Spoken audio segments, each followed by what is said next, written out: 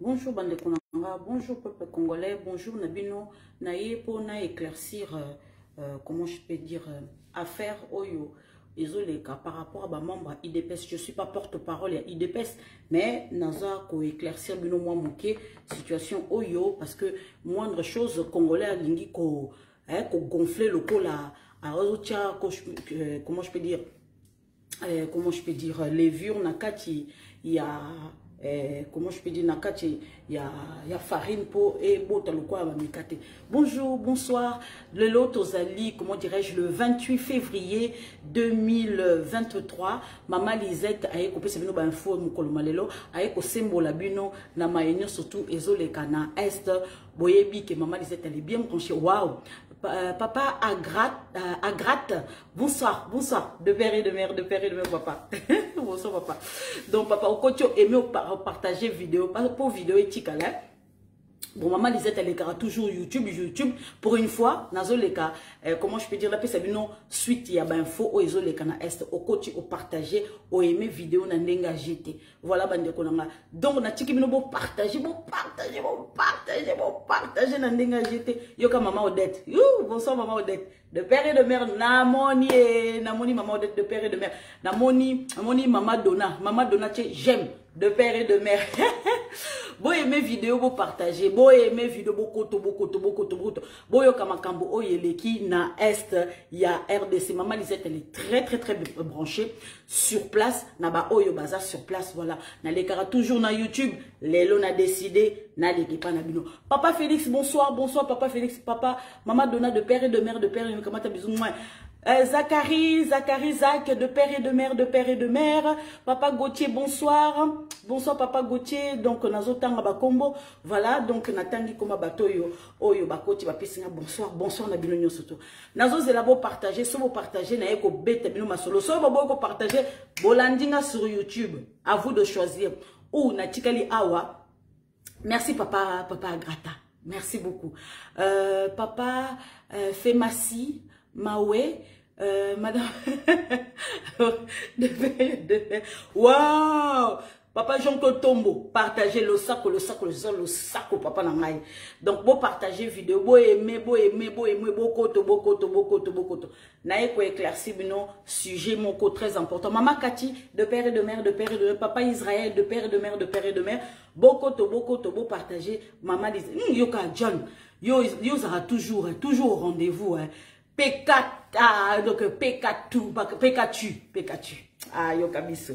Ah, wana izaka ba koma ba congolais, ko ya yuka si ba kombo musu César. Ah, comment ba congolais.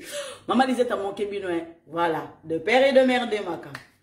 Ah, maman Odette, partagez, kokite, maman Odette, partagez na ba groupe, partagez, kaka, partagez. Congolais a teti maman Odette, so partagez ka moko, ni nango. So partagez malebele, aïe. Mohamed Kassam Bouya, de père et de mère. Merci beaucoup. Je sais, je vous ai manqué sur Facebook. Nakendara toujours sur YouTube. Donc, Lélo, vraiment, Jean, Mathieu, merci beaucoup, de père et de mère. Maman Fifi, il faut aimer et partager, de père et de mère. Papa Didier Nani, papa Didier Kinfunta, de père et de mère, Papa Yves, partage, de père et de mère. Nani j'aime, oh non, mon athée. Papa Jean, Jazz, aimer partager, Jarul, combo makasi bande konanga na kotanga bienté. Bolimbi sanga, on a salué Olga, de père et de mère, Bana Lodonio, pardon, Bolimbi sanga, Sam, de père et de mère. Voilà bande konanga, sans plus tarder nazo kota, vive sujet na biso, na likambo o etani, likambo oyo, ya fali lipupa. Ebo mimboka, na eko rectifier, na eko recadrer, makambo oyo, ya fali lipupa. Botika songi, botika biloba, botika biganga, botika nya. Donc voilà, maman Lisette azongi, munoko evanda kaniete, maman Lisette mutu oyo, Kagame bloqué, porte-parole ya Rwanda a bloqué, Nani Francine Mouyambo a bloqué, yango nazo tuna, na sala bata peper de nini. Moussa n'a bloqué na Twitter. So na rappelé bango kaka le passé na bango bloqué. Na rappelé bango le passé kaka na ye lelo, na ye lobby okuna. Mais vous bloqué nga pourquoi? Pour tika na lobati. Mounoko l'équipe. Tokota. De père et de mère, makam. Ah, bandeko nangai, voilà la Taliban Azongi, général d'état-major, ngai. Voilà. Bandeko, sans plus tarder, tozoko ta vu le sujet nabiso, oyo ya makambo, oyo ya tokota, tozoko ta pe ya sud, ya nord Kivu, ya nord Kivu, na makama Macron, na makamba Sasungesu, mbadi mama. Tokene ra tokene. Donc voilà. Bandeko nanga, est-ce que na okoka o partager penga pe bolimbisa na partager na partager ata na groupe na okoka o partager bolimbisa babi na ngai compte restreinte bandeko nanga na yebisa kabino kenga ba bloquer nga na ola sabino prof psycho kaka na ola sabino prof psycho bandeko botala bino muko na oko partager botala o écrit commis na ça bomoni bino moko compte restreinte. Tant on a yebi sarabino, tant on a publié le coca, tant on a yebi sarabino, yangoy, na se ya compte nanga, moi na publié zati, ngaye, bomoni ni na rouge yangoy, compte restreinte. Tant on a yebi sarabino ke na YouTube na ke na republié bondi bambino ngaite. So que na boaki moi loko blocage, na boaki moi loko blocage. Eh na salindi ni mbadi mama, ah Seigneur. Kolo ya omwana kenanga na YouTube na yebisa kabino bien lelo siko na yesiko yo to solo asko fa. Bonsoir bandeko nanga de père et de mère nde makambu de père et de mère ezaka kabiso mtozolo bango na kati ya Afrique te bandeko nanga de père et de mère ezolo bama partout Afrique engindi Afrique indi na ndenga jeté de père et de mère eza partout na Cameroun na Guinée na comment je peux dire na Brazzaville, na Gabon, de père et de mère de makambo. Et donc, et celle qui est boulouye qui est pas français ba bengani ba libanda parce que bino boso pona bato baza de père et de mère te. Bande konanga kala mingi te na kati ya Sénégal ezako yinda. Kala mingi te na kati ya Cameroun ezako yinda. Ba français ba yebi ke Cameroun na kala mingi te ezako pela moto. Russie azaka na porte azako tala poso kya kota soka kota te. Ya Poutine mwana matete mwana selembao mwana bumbu to sukulaki ne mai nzela moko to saka ne makambo ya Poutine aza ya nanga botika ka to sukulaki ne mai ya bambule ya kini ya Poutine so ya pondo ya makayabu ya mwana kaka ya Poutine kote la biso. Voilà, sans plus tarder, voilà nazo ko yebisa bino par rapport ya sujet ya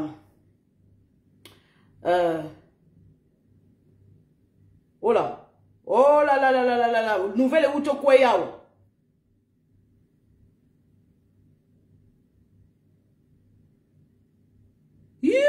Nouvelle Kweyao. Nouvelle Kweyao. Bandeko. Nouvelle Kweyao. Hey. Nouvelle Mochitoko. Togen. Voilà. Bandeko nanga. Loba mabe sala loba. Ngai sikoyo na eko rectifier vérité na makambu oyo eleki makambu ya Fally Ipupa. Il faut se dire la vérité. Andeko, comment je peux expliquer ça? Ce qu'on a en Android, ok, na Play Store, au télécharger ma application. Ce qu'on a en Android, ok, na Play Store, au télécharger ma application c'est Yamayele, application koloba français, application koloba lingala, application nenini nanana. Biso siko ba congolais, nazo répéter, biso siko ba congolais tozaka na application te. Application na biso oyo tozaka nango to publiaka total akate. To lobaka total akate. Application na kata Play Store ezala kate bandeko nanga. Binalobi bien, biso ba congolais tous en application te. Mais ba mindele nyo surtout na kacha mokili baza en application na bango, application ya orthographe, application ko loba bien français, application ko loba bien anglais, mais ya ba congolais application ya ko publier te ezalaka te.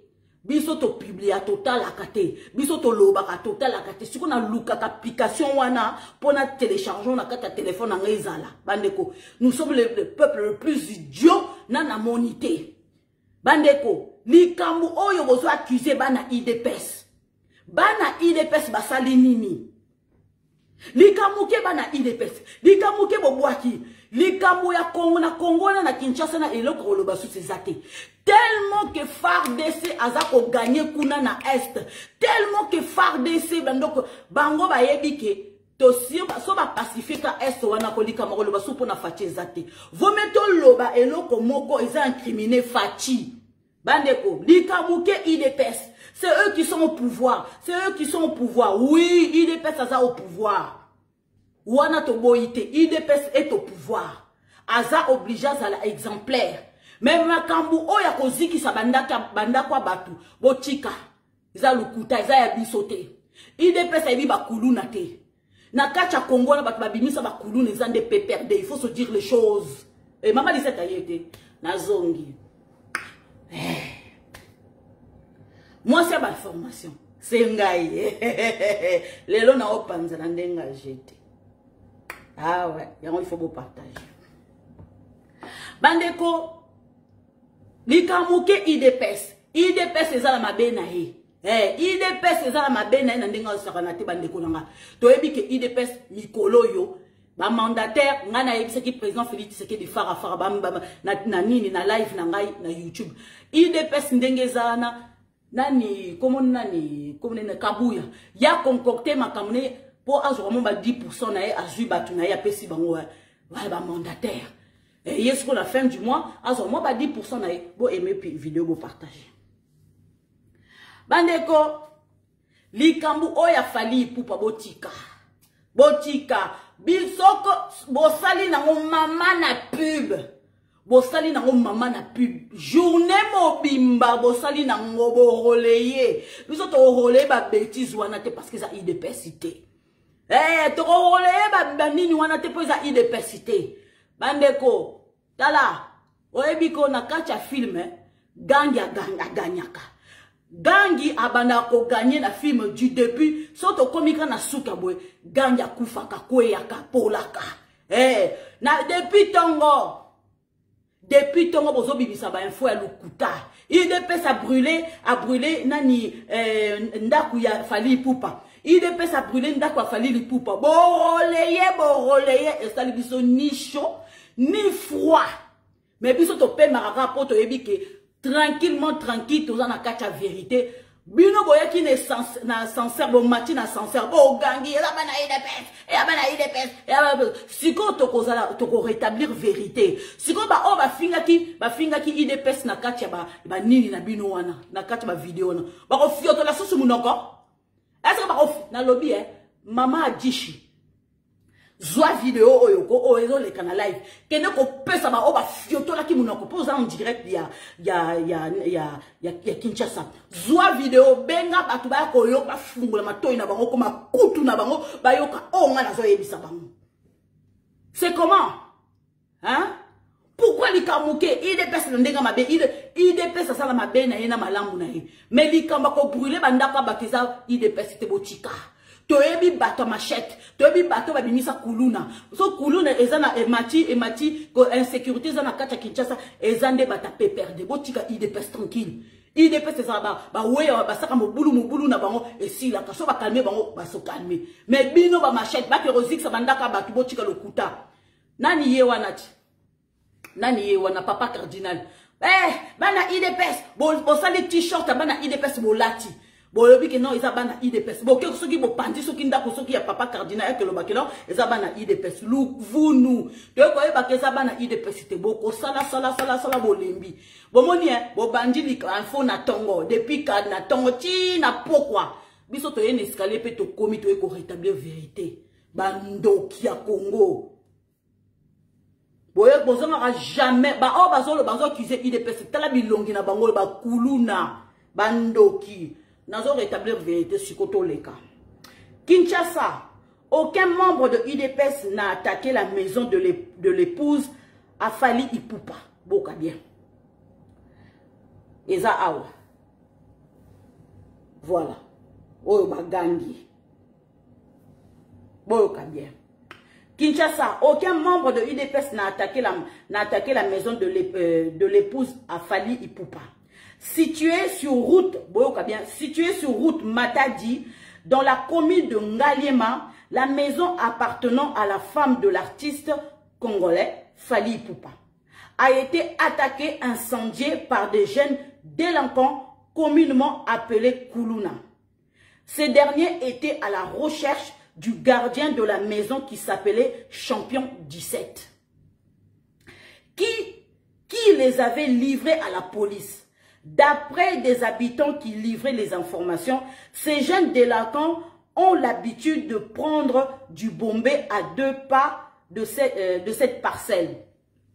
Bon, qui bien? Si ko caméra au Kenya ko filmer, et ont va se interroger sur ko banani ba habitante. Ba filmer ka côté on a biso tolembi, bana UDPS, to déloger bango. Yo na ko la faux témoignage na kati ya caméra. Si ko bozonga bosenga ba excuse na bana UDPS. Bando kita minoko. Pourquoi ki motema mabeboye? Parce que boyebi eloko suko sala souté. Beze ko sala eza souté. Bozo s'ennuyer. Tala bandoki bazo lukaka sujet. Eza lokola ndoki ko temo ka luki Jésus aleki Jésus a tient na place na e akei akek suko telengana ye sata ya telengana ka ba telengana kaka. Tala bateau bozangi likamba ya ko sala parce que bomoni ke FARDC zo gagner kuna na Nord Kivu. Bozala kiti. Oh, FARDC, il gagne du terrain, Nana ebisi bino ke basi bazoki rubaya. Nana ebisa kibino, site ya bakari miye, ba ebisa kibino ke bazoki rubaya. Boboua ki ba fake news, tande bo sepeli. FARDC sango, ezatina te, recule la kaka.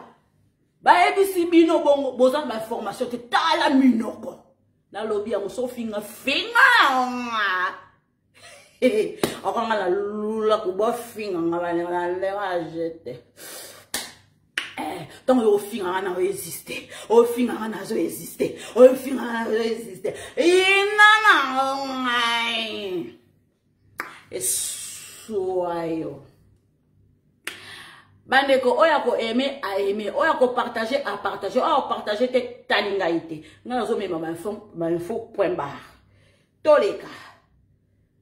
Bandeko siko toko talikambu ya est. Bandeko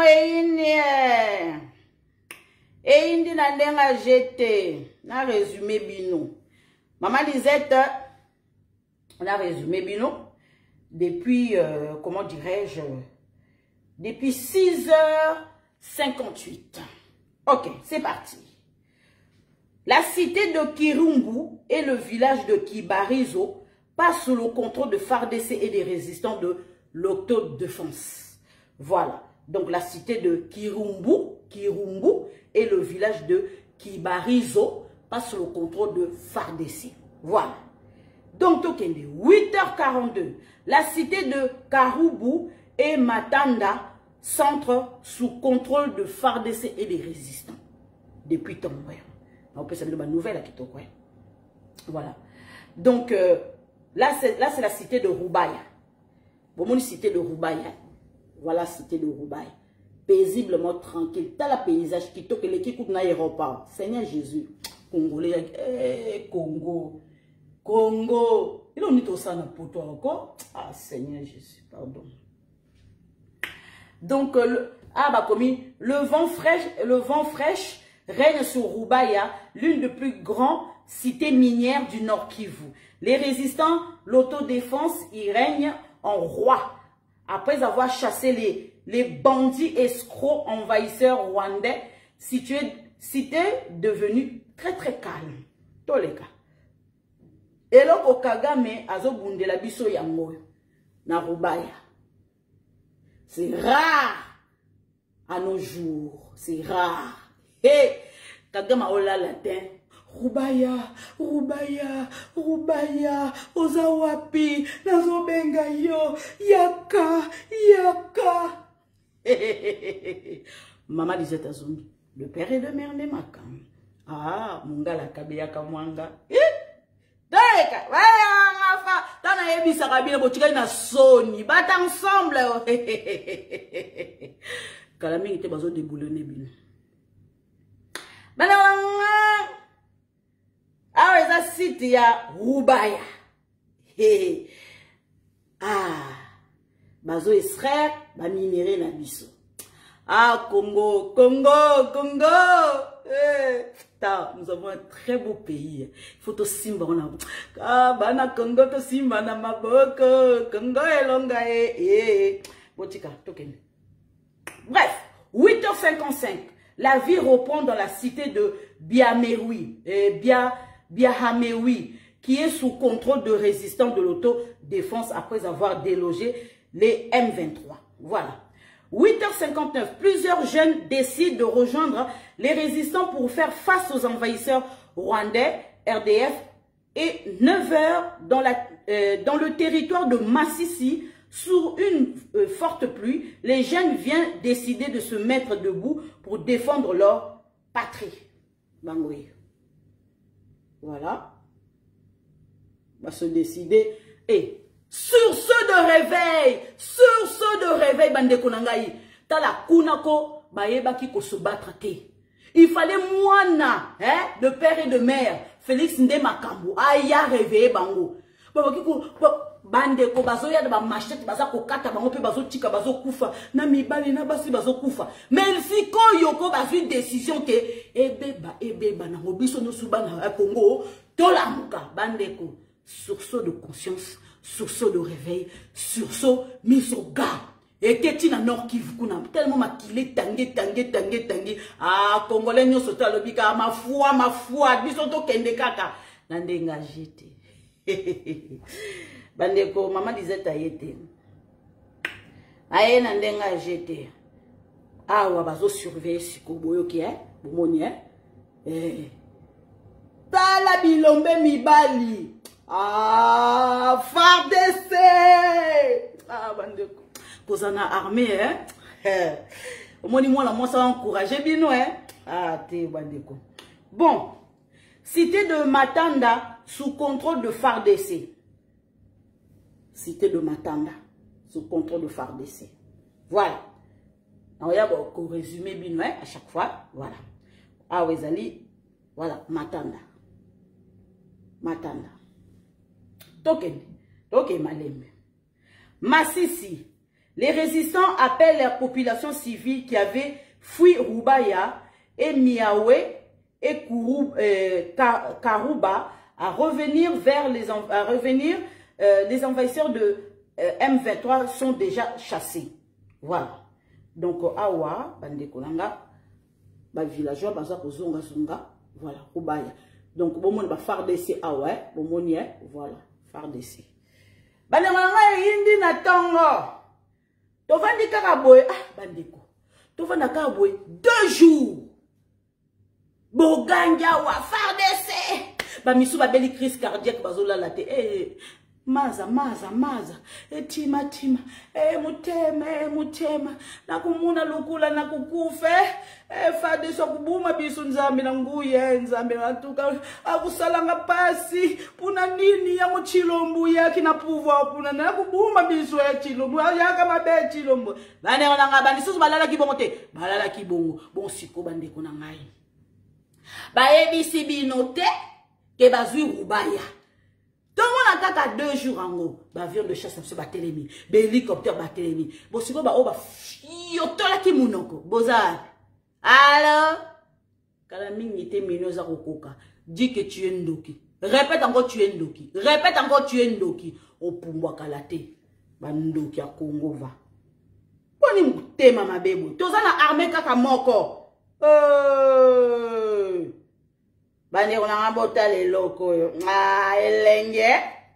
Est-ce nani comment je peux dire nani Kazembere ben abino so les akombo na ye. Kazembere ben abino bako temisa ba avion ndengwana, abako temisa ba avion de chasse bongo modèle wana. Pour bombarder bana ba M23. Aboniko bande on a ngai.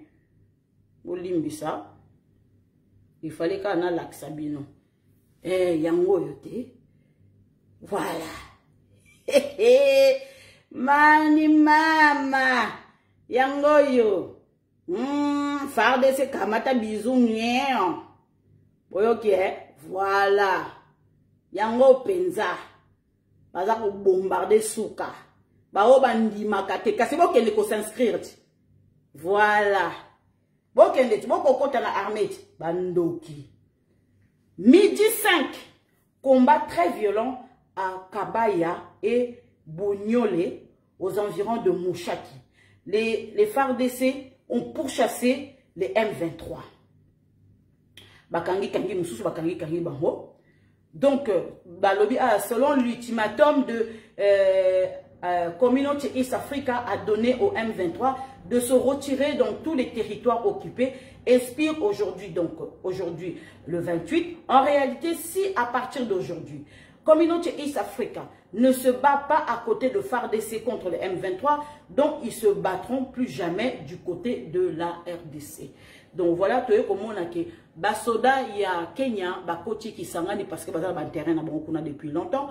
Et puis, Boye, Bakeba, Bundana, Bisote, Poto, Pessi, Bango, comment je peux dire, Nzelate, Babunda, parce qu'il faut savoir, Nakacha armée, Nabisote, tout ça infiltré jusqu'à le moment l'épinière.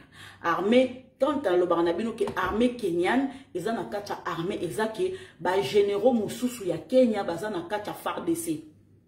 Eh, que bango bazu ba généraux d'abord ba côte ça bango na kacha FARDC bilongi lokola ba bantu mais baza ya bisoté eh au moins elongi kaka eloko bantu mais nzoto na elongi ya bisoté mais yo kase elongi na biso voilà donc on a ebisi bino ils a passé pour to gagner comment je fais des guerres yo yango il fallait vraiment to changer chaîne de commandement ba kangi ba misusu. Tango bomonaki na 2 jours o etikalaki. Tango bomonaki na 2 jours etikalaki wana o bozo ganga Rubaya bazui parce que bakangaki ba misu na chaîne de commande. Yelo ngana yoki. Bakangaki ba misu na chaîne de commande wana yango bomoni ke FARDC et pemaki tant toza na capacité ya komatisa aba avion et puis l'hélicoptère na ba avion na hélicoptère tous les jours que nzamba sala. Mais ce qui to lingité parce que tozo craindre population na biso aza sur place. Président Félix Tshisekedi aye pour tangisa makilate. Président Félix Tshisekedi a eu pouvoir dans les urnes. Biso tokinaki ko voter. Bande konanga boye bake. Rwanda a commis na suka. Rwanda a commis na suka na ndenga jeté. Donc baye biso lika mususu ya kosala te.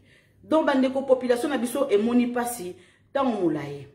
Bande ko vers aux alentours de 13h, tu es comme mona bakangi photo na bakamion oyo basoda rwandais bake bakotaki bango yo ni na bango tengami bakangaki photo bato yo baza ko surveiller Kibumba précisément et ça va frontière entre Rwanda na RDC et ali comment je fais des basoda ya Kenya bakoti ici ba favoriser bango bakota bandeko plus basoda rwandais baza kokota plus ba boma ba on ndenga jeté tozo kende donc malembe voilà. Oh là là là là. Si vous avez comme awa 16h06. Luanga et Kabumba sous contrôle de FARDC.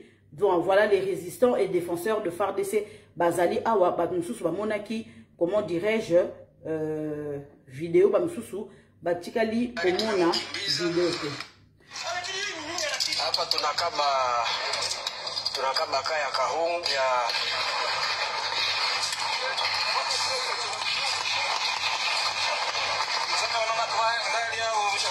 hapa tunakaba kaya Kahumba kwenye adui alikuwa amekaba jana. Hivi tayari tumemkimbiza tayari. Sasa tumeingia ndani. Amekimbia ndani mbali sana. Amekimbia mbali sana msenzi yenyewe. Tunaona kabisa makuu ya Mungu kwa sasa. Hapa ni Mungu kabisa ametusaidia. Tumeingia tayari ndani ya Kahumba ambapo alitukimbiza hivi tuko Luhonga tayari. Alikuwa ametukimbiza hivi kambi mbili zote tumeshazikaba tayari. Oh, Mungu ashukuriwe sana. Mungu ashukuriwe sana, Mungu ashukuriwe sana. Huu ni maajabu hii. Hii kabisa ni maajabu hii. Hii ni maajabu kabisa.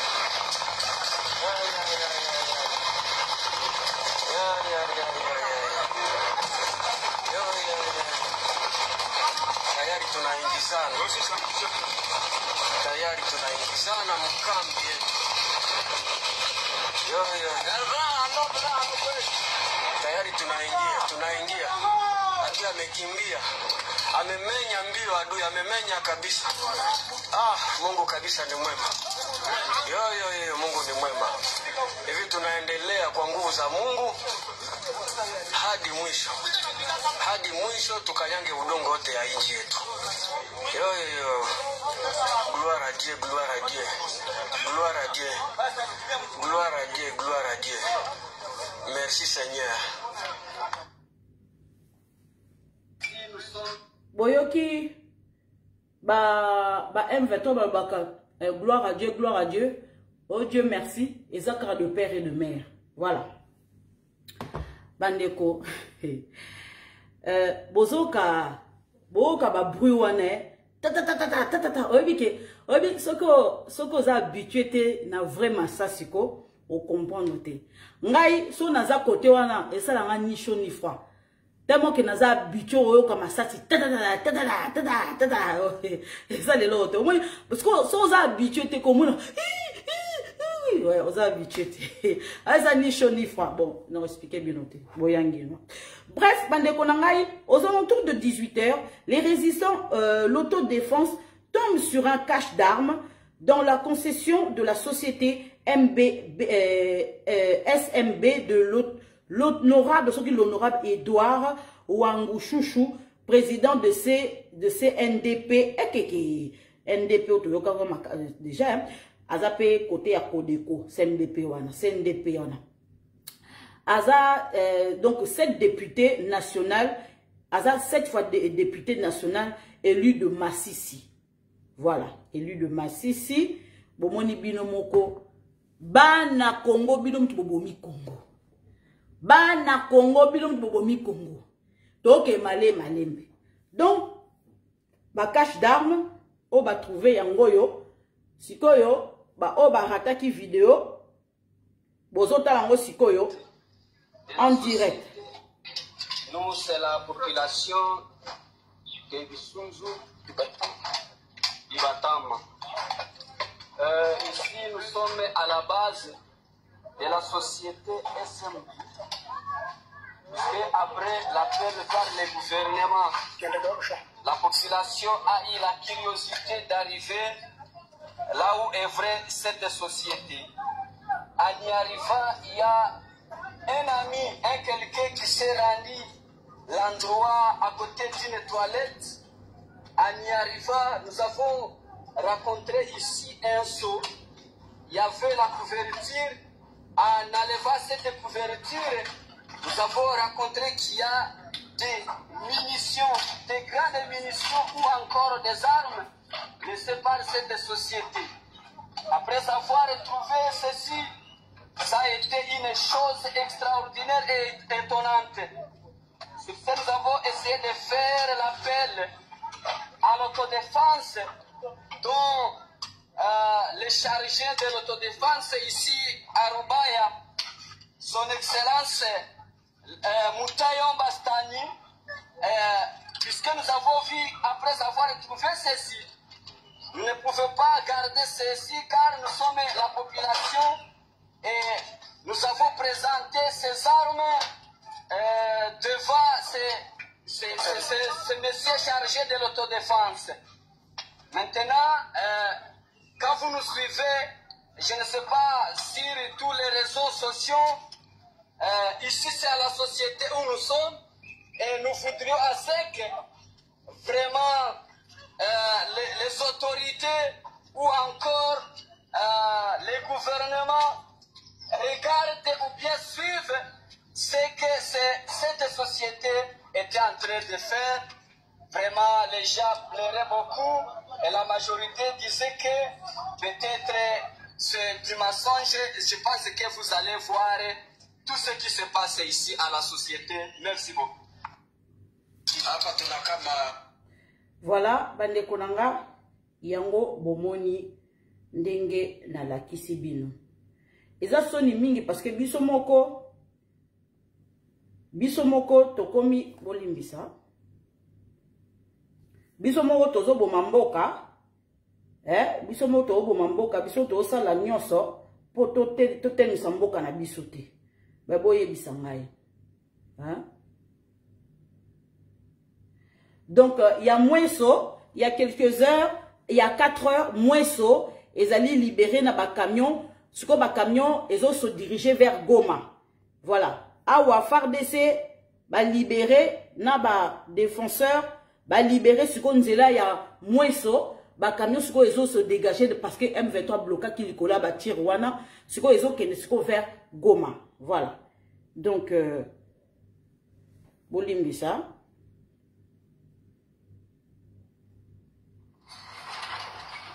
Awa, ezali.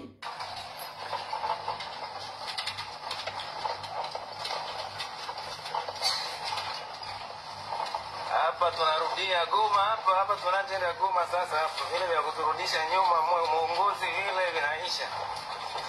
Hapa kabisa tunatoka Mweso, Petro anasema haina shida na wakaaji, haina shida na magari, haina shida na population, na shida ndio na bandi. Ndio wanatuambia twende Goma, hakuna barabara hata moto yakutana. Wakutusimamisha ule ni bandi na wanasema wana security wao watatusimamisha. Ndio vile kabisa. Hapa tumeanza toka hii masezere. Ndio vile Mungu ametusaidia kabisa. Leo tumetoka kusikiza pale tumeshafanya hapa mwisho kabisa. Voilà. Je vais vous donner des choses. Donc, eloko bolimbisa eloko na ebisi bino yangwana. Donc c'est très important pour comprendre ce qui s'est passé. Et puis les sous-sous, porte-parole Nabiso, voilà, le plus beau, le porte-parole. Donc selon l'armée, ni Goma, ni Sake ou Rubaya, aucune de ces entités n'est menacée. Bande kolukuta na ebisa kibinoni. Porte-parole est confirmé. Alobi ni Sake ni Rubaya ni Goma. Ba village wana ezaki menacé te. Pourquoi koganga? Bogangi tibobela ba tension ya pamba na ebisa kabino ke maman Lisette apesa kabino ba info ya solo. Ce qui bomoni nga na ekolo ba ke oui effectivement ke kwei mais ce que kwei te c'est faux. Bande ko ba sopi ba Rwandais na ndenga jete na kata réseaux sociaux pola kokosa bino congolais lokola yo gobaka nyonso tu yango na tuni na tuni yango na lebisenga biba o baza na ni na comment je peux dire na Android ce qui application oyo ya lukuta o ba congolais kosa d'abord ezalaka te tellement que application ezalaka te parce que application ya kosa d'abord et kolobano koto kokosa te koto kosa et ko indiquer yo mais lokola application les atebiso to mesana lukuta to mami ya lukuta to mami siko vérité ko ya bozui déjà passé na motema omoni congolais bokendaka côté ba pesa ba fake news te pourquoi bokende place info ya sur ezate info ya sur eza pas maman Lisette. Info ya sûr eza pas batu oyo baza ba ibata IDPS ba combattant debout. Bango to baza na info ya sûr mais pourquoi yo kokende pas banguna après obela estomac beli liboma oyo kolobela so na mona kuna ba bibeli yake wana bozonga na sani zonga na sala nini oh lenda ka ba info solo ba oyo ba pesa ba fake news zappé bango. Désabonner ma page na bango ou bloquer bango pour pas couper sur ma fake news. Biso toza intérêt. Ba président c'est l'andarabiso. Ba tumingi ba l'andarabiso on n'a pas intérêt à redonner ya ba fake news. Eza bien té. Eza pour na image na biso. Eza image na biso crédibilité na biso. Bon si on a repris ba fake news à modèle ni. Ah mais non. Non, parce que nous avons fait news en moderne. Yangwa lobby selon l'armée, ni Goma, ni Sake ou Rubaya, aucune de ces entités n'est menacée. L'armée a été instruite de protéger toutes les agglomérations le M23 a été repoussé au-delà du village de Kengi, à plus de 10 km de la cité de Sake, sur l'axe de Kichanga. Aoucholoba, mon porte-parole, Nabiso, Aoucholoba. Porte-parole le plus beau de notre porte-parole de l'armée. Colonel Djike. Yokabiso. Dans le lobby, dans le monté, ah, dans la Zaki n'a pas raison. Non, on sait pourquoi. Non, on sait bien l'intérêt. Bandeko botika ka botika bandeko siko na okota siko na si na vive sujet siko yo ya nzambe na nguya bolimbisanga ya Macron nini Macron en tout cas bandeko bolimbisanga na okota siko na vive sujet bandeko na bengi na bana IDPS omoni na sengi lisusu pona roya tous les jours bana IDPS na boulevard le 30 juin na bobenga ba Jean bazale ba Jean potier ba Jean après bobengi ba Pierre baya je répète bana IDPS bona boulevard botia ba Jean baye ba Jean Pierre otier ba Jean après boke ozo ba Pierre Bosimbia on bombia on asima Pierre wana donc ce qu'on a ndenga code Jean-Pierre botier ba Jean et puis boke ozo ba Pierre botier ka na sima kaka bozela ka cortège wana kaka mamolie ko mamola na ndenga jeté bo souhaiter Macron le bienvenu na ndenga ba combattant bandeko toyebi Macronini makambo ezoleka comment dirais-je na Nord Kivu, Sud Kivu, Macron a saisi position na ye bandeko na ndenga jeté. Macron a eu position à lobby était ye moyen condamné, comment dirais-je, Rwanda ezate. Lutundula Lutundula na biso azaki invité na France 24 toka mukie tolo bebelete. Voilà ce qu'a déclaré Emmanuel Macron juste avant sa visite à Kinshasa cette semaine. Est-ce que ces paroles vous suffisent? Pas du tout, parce que c'est ce qui est dit tout le temps et partout, tous ceux qui ont eu à se prononcer sur cette agression ont tenu le même discours. Et puis, ça procède du classique dans la mesure où c'est un rappel des règles qui président aux relations entre les nations, tant au niveau des Nations Unies qu'au niveau de l'Union africaine. Et enfin, bon, on l'a déjà dit plusieurs fois, mais les résultats ne sont pas au rendez-vous. Alors, la France, il y a quelques semaines, a demandé au Rwanda de cesser son soutien au groupe du M23. On a noté que les États-Unis, eux, sont allés plus loin. Ils demandent au Rwanda, lui-même, indirectement, de retirer ses troupes de RDC. Alors pourquoi est-ce que Paris, mais on pourrait dire la même chose pour Londres ou Bruxelles, ne font pas les mêmes demandes que les États-Unis, à savoir s'adresser directement au Rwanda, selon vous? C'est la question que nous nous posons. Certainement que les autorités françaises, les dirigeants européens, sont les mieux placés pour répondre à cette question. Ça nous étonne, ça nous pose problème, ça nous trouble d'autant plus que ce ne sont pas les preuves qui manquent quant à la présence des éléments de la force de défense du Rwanda sur le territoire congolais. Il y a les rapports des experts, du groupe d'experts des Nations Unies, c'est-à-dire en fait des spécialistes en la matière commandités par j'allais dire les Nations Unies, pas les États-Unis, envoyés par les Nations Unies au Congo, qui ont travaillé froidement, objectivement. Les rapports ont été déposés au Conseil de sécurité.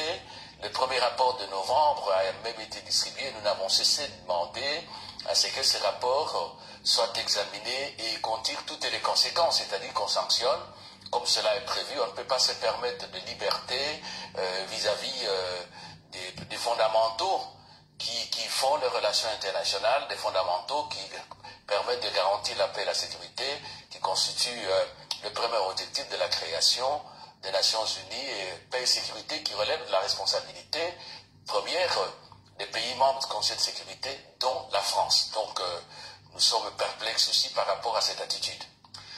Est-ce que vous pensez qu'Emmanuel Macron... Bolimbisa, n'a stoppé dans le côté et après tout développer dans la suite. Moi, je vais répondre parce que nous aussi, nous sommes étonnés que Emmanuel Macron a sanctionné, comment je peux dire, parce qu'il a géré le Conseil de sécurité pendant 1 an. Voilà, ça va prendre fin, je crois que 10 mois de juillet 2023. Donc, Emmanuel Macron, la France, comment je peux dire personnellement, a intérêt na kati ya Rwanda. Parce que Rwanda, comment je peux dire, la France utilise le Rwanda comme sous-traitant naïe pour protéger, comment dirais-je, gisement oyo bauti ko trouver gisement à pétrole mondial, donc gisement frustré, comment je peux expliquer ce mot là, pardon, gisement moko, comment le mot là, comment je peux trouver ce mot, juteux, voilà, gisement juteux. Ah, je suis en direct, message après, merci. Ah, batindelinga message ya Nord Kivu. Bandekolanga, batindelinga message sikona lobango, bauti kokanga plus de 45, atindi message, plus de 45 1,23 attrapés. Et d'autres sont morts, d'autres sont vivants. 45 morts, combien arrêtés? 10 arrêtés. Ok, merci. Voilà, donc, justement, moko jiteux pour la France. Voilà.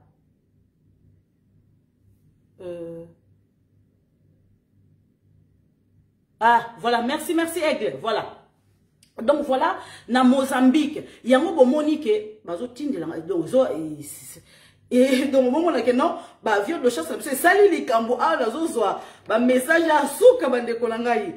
Donc zo sala li kambo. Donc bref, na continuer. Donc na Mozambique, il y a un moni bengaki Rwanda a que nous sécuriser endroit na par rapport à djihadistes babimaki kuna autochtone bavanda ki kuna bango bakoma ki djihadistes bengo djihadistes parce que défendre mabele na bango bengani bango na gouvernement ya Mozambique bengi rescousse ya Rwanda a que sécuriser kuna. Mais ce que vous oubliez, Rwanda a fungoli agence de sécurité militaire na Mozambique kuna pona ko former militaires mozambicains. Donc, bande konanga, wana bon négligent parce que Rwanda va commis partout. Rwanda va commis partout. On va yebi ke ba konza, comment je peux dire, Afrique mobimba. Ne nada, et l'autre wana eza sous-souté. Intérêt, ce qu'il y a France, ezad na Mozambique. Yango moni sous-traitant na bango Rwanda, il fallait utiliser, mouta ko protéger zate parce que français bazobo ya kotinda ba soda bango ba ke no kufa pour rien. Yango moni babi ke ba tinda Rwanda, le quoi nègre de service, batinda qui protéger kuna. Ceux qui va se donner, mais peut ça y est, 20 millions wana oba prometa qui est. C'est ça en fait. Donc, intérêt na bango na Rwanda, a condamner Rwanda ndengini parce que Rwanda zo sala musala na bango. A condamner ndengini, ya on a ebisi binoke. Azo ya po na bilongi na bisote, azo ya po na intérêt. Donc c'est là que ngai nazo interpellé président Félix Tshisekedi. Président Félix Tshisekedi. C'est très dangereux Yamba Macron. C'est très dangereux Yamba Macron parce que Macron a koyaye mon côté président Félix Tshisekedi. Macron a koyaye mon côté. Moudayebi Macron koleka biso lokola Sassou Azate. Sassou a vendu 40 ans au pouvoir. Ayebi Macron très bien. Ayebi Macron très bien, président Félix Tshisekedi. Donc Ayebi pouvoir, il y a comment je peux dire, il y a Bolimbisa, il y a français très bien. Bandeko, na la Sabino et Lokoyo. Voilà.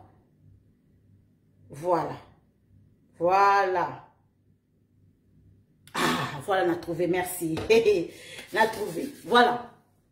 Donc, intérêt na Sassou ayebi français n'est pas fonctionnaire politique français ayebi très bien. bande kononko sabinote, c'est vrai, ba uchi koye bisangai et pas en Brazzavillois que yemoka confirmango ba ebi bien. Donc na tout na bino na poser bino question na ebi muto. Nana ebi muto. Nana ebi muto. Wa ebi muto akomelanga siko. Nana ebi. Nana ebi muto. Oya yebi ye akomelanga siko. Akomelanga siko kaka. Oya yebi ye. Bokomelanga siko sobo yebi tato. Sobo yebi. Bokomelanga siko. Donc, bande konanga, bino boye bite, boko melanga siko kaka. Na ebite poni, boko melanga te, boko melanga siko pona développer, boko melanga yi. Na ebisi bino, tuni bino so boye biye. So boye biye. Boye biye, na zonga peut-être ciment, peut-être na photo mususu boye ba. Na photo mususu boye ba ye. Boye biye. Est-ce que vous voyez bien? Non, mon amour, comme la matin. Bon, peut-être na photo yo, boye baye. Na photo boye baye. Boye bien. Boye bien gâté. Là. Bon, peut-être na photo boye baye. Na photo boye baye. Boye bien te. Boko melangate. Boko melangate. Boye biete. Eh, Congolais. Congolais biete. Boye biete, Congolais. Ah. Donc, Congolais. Ah, mouta comité. Boye biete. Yeyo. En noir et blanc. Boye biete. Boye bien karaté. Ah! Ça m'étonne beaucoup, boye biete. Congolais. Yo biete. Hein? Hein, Congolais, yo biete. Moutouya M23. Eh, Seigneur Jésus. Ah, Kolo. Wani Congolais ko? Abiarimana. Aka! Abiarimana wapi? Abiarimana te. Abiarimana te. Te. Kombo na e Joachim Yombi Opango. Joachim Yombi Opango. Boyebi eti. Aouti kokufa na 2020 awa. Joachim Choki Yombi Opango. Voilà. Yeyo. Boyebi soute bobosaniye. Bobosaniye. Voilà. Donc, bande kolanga. Théophile Mbemba. Non. Yombi Opango. Bande kolanga Yombi Opango. Azalaki président pendant 2 ans. Il y a Brazzaville entre 1977 et 1979. Bandeko, est-ce que boyebi ke Yombi Opango? Est-ce que boyebi bien? Oui, il y a Brazzaville. Il y a Brazzaville. Il y a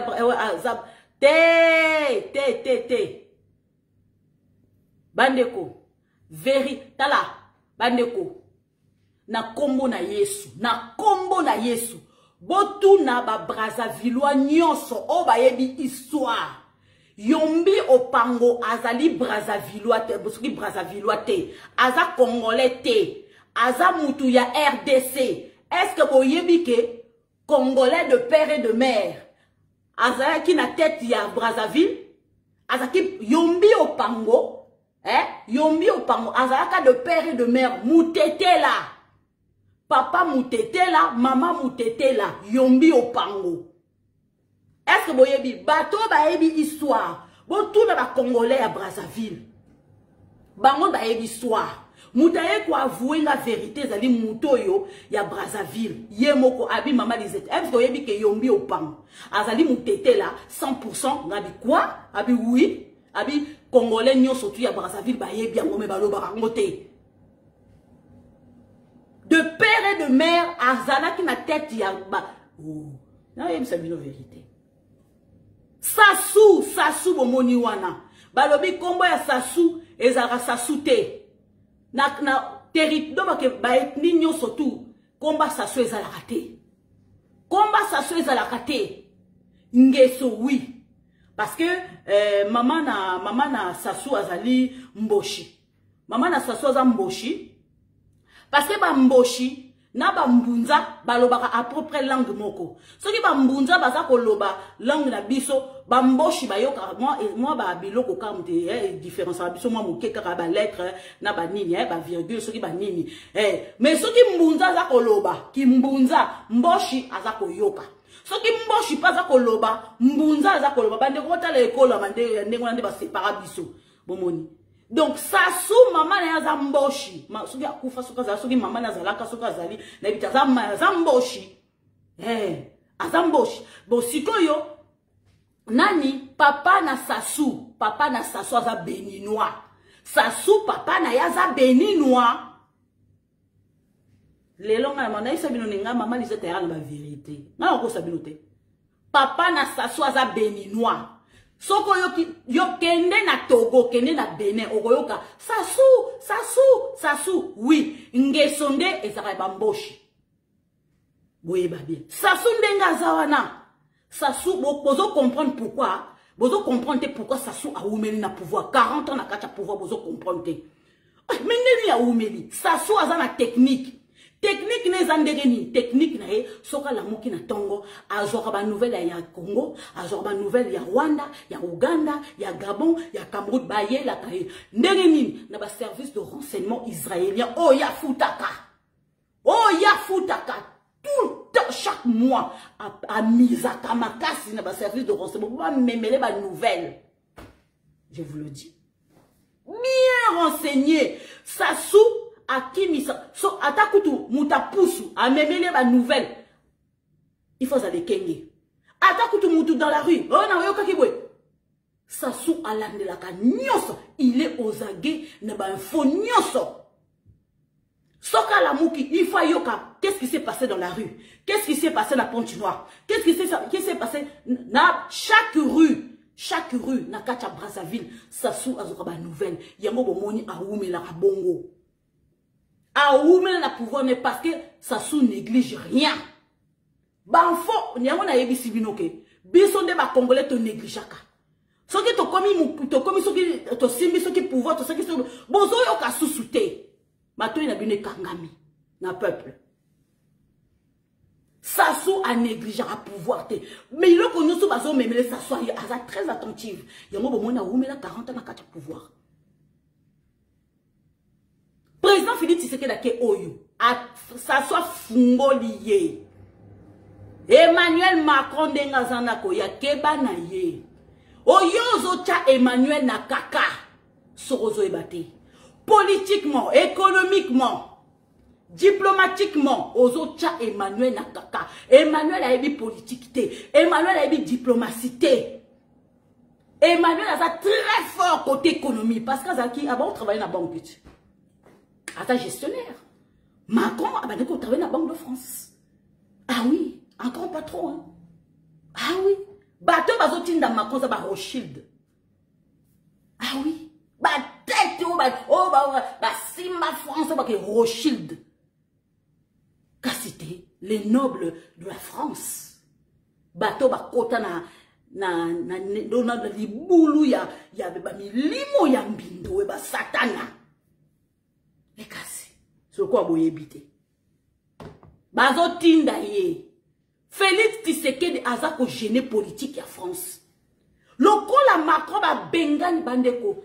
Tala nga ebisi bino Cameroun kalamingi teza konginda. Sénégal kalamingi teza konginda. Est-ce que vous voyez que chef opposition ya Sénégal wana peuple lela e makasi. Ana popularité soke loko moko yelika e mabeka ka ba. Macky Sall na évité sera survivre. Ah oui, ba Sénégalais baza kutu. Na ba Malien kutu ça va. Ba Guinéen kutu ça va. Mais ba Sénégalais baza ba sauvage. Sénégalais baza sauvage. Ah oui. Donc Macron va gagner partout. Bandeko. Ba gagner na Mali, na Burkina Faso, na Centrafrique. Baza no politique ba française a no grata na kati ya Afrique. Sikoyo aza ko memela biso siko politique na sous-région ana. Ya konza siko akoma sikoyo anyata ba chinois, anyata ba russe. Politique ou on a président Félix Tshisekedi tolingi ba français té. Ba na yebi ke na avion ya Macron. Na yebi ke ba chef d'entreprise ba koya. Ba nani bakoya o sécurité o ce qui nini yo nous to boy ba chef d'entreprise kuna to boy ba français déjà baza awo ba futa raté parce que bandeko boyebi ke ba boulangerie nyon surtout na kati ya France presque ba boulangerie nyon c'est comme ko kama likolo ya électricité bandeko na ngazande makambu ba russe ba koti Tchad kusoko kebite soki kaka Macron sali kaka na pouvoir ya Tchad telemi et tengami nango eke nango Russie politique sikoyo et comme entre balance Tchad est comme ko balancer sikoyo na kende Poutine na kende na tika pas français na ke pas Poutine na ke pas français kene na yo e pa ya Poutine mwana matete mwana ngaba nolo soki yolo sud noko sukola na maya kalamu Poutine ndongo za pembe bongo maya kalamu sukoli yo Poutine kena na Tchad Poutine na biso oliaka pondo na madesu bandeko eza ko inda amoni ke loko ba bengani sikoyo pays oyo bandeko France pour l'électricité na bango na kati awa ya mboka na bango marché bakena kozwa soki ba uranium soki na Afghanistan soki na Afghanistan soki ba pays moko te ba taliban kuna bakena kozwa ba petit uranium même mike pona nini centrale na bango électrique awa et marché mais centrale o yebi ke bazoka uranium o ba fournissa uranium vraiment ezali Niger. Eh oui, Niger aussi fournit ce uranium mais siko bango ba tingami wana siko Niger azo so balancer na côté Russie côté ya Poutine Niger pe a lobby te depuis to vanda na France ta mona appelo comme longa te to mona ka oba djihadiste oba bondi côté oba zobo ma côté to évoluer raté ya Poutine na ye to kene longo moko parce que na Poutine ezali donnant siko yango bomoni awa ke na France ba boulangerie mingi komi ko kangama parce que bane kolanga l'électricité ba boulangerie ba baki ko futa 5 000 euros et facture matin à 10 000 ba okokate ba craquer misu ba okanga ba koti chômage na ebisi bino Moussa na loba ki ngokuti ya 1 an 2 ans yango ke na France crise kokota o balanda live maman Lisette ba oyebi ke maman Lisette sa loba ke crise kokota parce que tout ça qui déjà au courant ba français bango moko baba kosa biso ba étranger to vanda ka to croiser maboka bo to koma kozonga mboka na biso ya wana yebisi bino to biso to kozonga na Congo tout ce qui brille na kata France n'est pas l'or Congo des alors o finga ki mwa sabatu o yiba ki bobala batu ba okuto na Congo biso nyoso tu tozongi Congo to okuta na ka kuna yo to ibe mobana ngata yo to ibe mwa na ngata to okuta biso to kuna yo kayaka yango ko finga tika po biso to okuta na kuna neza mboka na biso bata ba congolais nyoso o babima ko biso to na kacha poto so ba échantillon na France, échantillon aux États-Unis, échantillon sur la Belgique, to za ba petit échantillon oyo ba ki la masse ba tikali na Congo biso to za petit échantillon donc nene so to fingi bino to lingi ba kinoa te mais ba kinoa na biso ti ba kinoa na biso to kozonga ezamboka na biso tango bakangi buna gana togangi te tango bakanga ki Mali kuna togangi ezamboka na biso Mali zamboka na biso te mais tango to muba tokangi buna gana moté mais ça n'est pas parce que aux a de père et de mère Motema ne sali. Yango bunaga nango. Bazo kade ata kuto yina président Félix Tshisekedi mais motema ne sala zi. FARDC zwa bunaga. N'est-ce pas? Mozo linga ko reconnaître moté ndoki. Muyibi muivi pour loger. Ndoki ankule mpimpita. Ba français Macron surtout azakoya. Bana IDPS boyamba Macron na ndenga ki combattant. Na ndenga ki combattant parce qu'il n'est pas le bienvenu. Il n'est pas le bienvenu chez nous. Tolingiete, Katuka, dégage, Tolingiete. Bandeko, Macron n'a pas ta bagage na ye alingi président Félix Tshisekedi.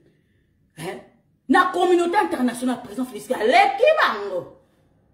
Sauf au lobby France, au lobby Belgique. Président Félix Tshisekedi a eu pouvoir. Aura l'État et pas ba Belge. Parce que bah qui toi na maîtrise ya Chilombo. Toi na maîtrise ya Chilombo. Or Chilombo ba qui vision na bango. Chilombo dépasser bango akei sikoyo et pas mettre Sam. Pays à mettre Sam. Ake ko signer na bango ba accord kuna. Président Félix Tshisekedi dans un mutumo so signer ba accord à respectaka. Président Félix Tshisekedi na somi ya oewuchikolika entre États-Unis et Afrique. Ake ko yebisa Joe Biden. On a signé un partenariat. Gagnant. Mon frère Kagame, vos autres a déstabilisé à travers vos entreprises et multinationales. Il faut comprendre que politique, il y a comment je peux dire, il y a les États-Unis, ils ont des politiques très compliquées parce que chaque État, ils ont la politique. Dans Californie, par exemple, ils condamnent tous ceux qui à perpétuité, on a des partenaires, côté Moussous, ils condamnent au recours à peine de mort, dans la politique, mon côté. Voilà, pour comprendre. Si gouvernement américain a un contrôle de la multinationalité, un contrôle de la bonté. Parce que bango pe bazaka momoko ya koloba na kati ya gouvernement, baza incontrôlable et les aloko ba Soros. Les aloko ba Soros ba mbongo na bango, o contrôler bango te. Bango kaka ba futa ba impôt na bango, o contrôler bango te. O yeba te makamba o sala, bango bazo déstabiliser est na biso. Président Félix Tshisekedi ce qui 50 minutes au solo fara na comment je peux dire comment dirais-je na Joe Biden. Maintenant, on a signé un contrat. On a signé un contrat il y a 50-50. Nini, on a déstabilisé. Bandeko. Maman Nouchka, de père et de mère, comment tu as besoin de moi? J'espère que tu es toujours à Kinshasa. Bandeko, Américain, maintenant, mon noir modèle ou anate. Que a respecté l'accord, oh, il va signer depuis 2019, il y a respecté un petit cycle. L'Américain l'équipe bon logique à modèle ou on a pas monaté na noir na carte Afrique ou na pour on se va d'accord mais c'est moi les pinières bota la Sassou 40 ans bandeko tant Sassou azo ki pouvoir na bota mana mokotote tant Sassou aye susu na eko koma soki jeune fille Sassou li susu na boti bana Sassou li susu na komi koko Sassou li susu ba koko na mi bale moko azo koma na 3 ans akaka azaka na pouvoir Seigneur Jésus ni nango l'on est si la raté. Eka. Tokende. Bandeko, président Félix Tshisekedi américain bi frère nanga Kagame azo déstabiliser nga boni bota la ndenge mwana mama azo ko sembola bango na ndenge ya diplomatie. Président Félix Tshisekedi toko za no d'accord te na likambo oyo e ba mandataire. Likama mandataire on a président Félix Tshisekedi na hôtel mais na ndenge jeté parce que ma mandataire et ça les karaté que ba parti politique ba tinda ba mandataire na bango na kata population président Félix o tinda ke ba recruter pe ba jeune o ba za qualifier o ba za expérience o ba za ba diplôme o ba za licencié bango pe ba ko kota comme mandataire kaka ba parti politique ite yango pays wana c'est pour réussir il faut que kota na kata politique agricole parti politique Sénat parti politique so kinini o cause la libéralité la liberté aucune opposé. Non, il faut qu'un parti politique abonné, contre vivre jusqu'à quand. Tout comme ils ont ce qui 2023 21e siècle. Quand un parti politique, tout ça quand sima, tout ça, bah ninga ba évoluer, kabiso toujours évoluer.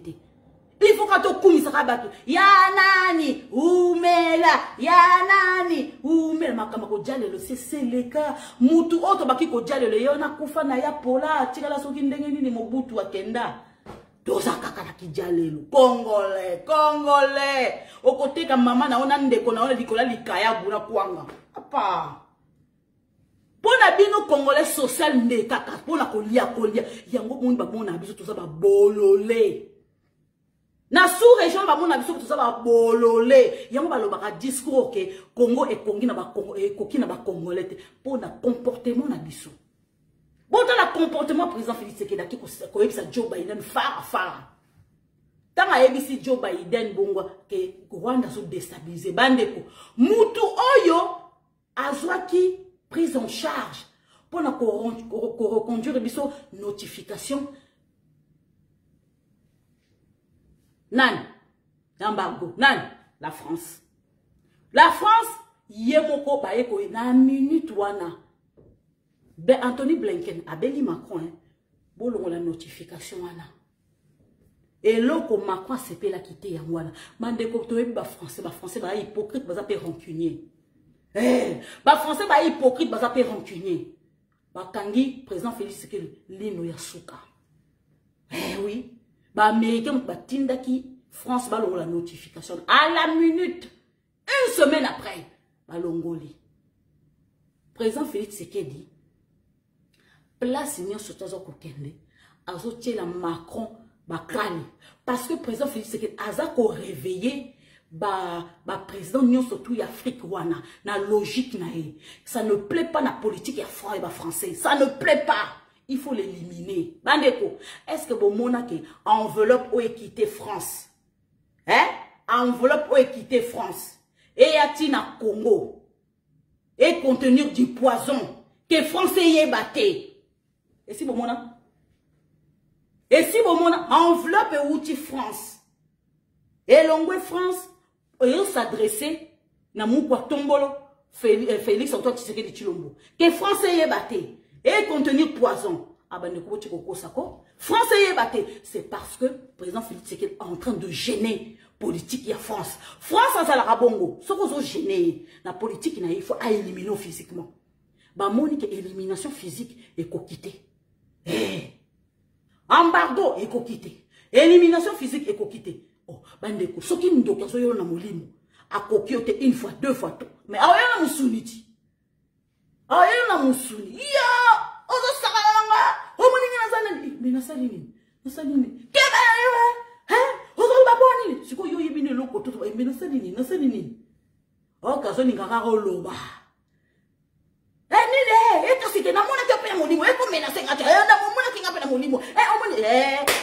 Na piège na ye. Ndoka sala bongo. Soki yo po bandi kolobo, kwa ipe na piège na ye. Kolobate, ayo komezo tela yo. O sanga na tete. Yo teleka ni. Otelika. Tala silence ko ebomara ndoki. Silence ebomara batu. Silence ebomara tout. Silence ebomara Seigneur. Garde le silence, le Seigneur combattra pour toi. C'est écrit dans la Bible. Si vous pose la température à moto. Bande konga na zaki température ya moto.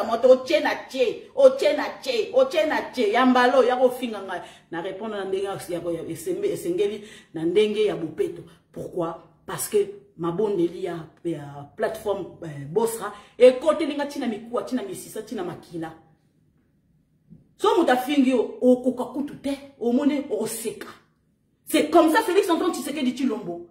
Enveloppe et outil la France et quitte à Congo. France a y batté. Ba bengisi ambassadeur ya France. Peste explication. Tilelo. Nye. Tokate.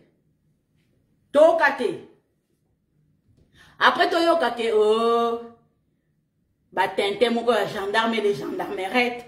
Ba gendarme ya ba français ba kepe sa ba Motorola na ba policier ceux qui veulent Motorola on les a niko semble ça bisoté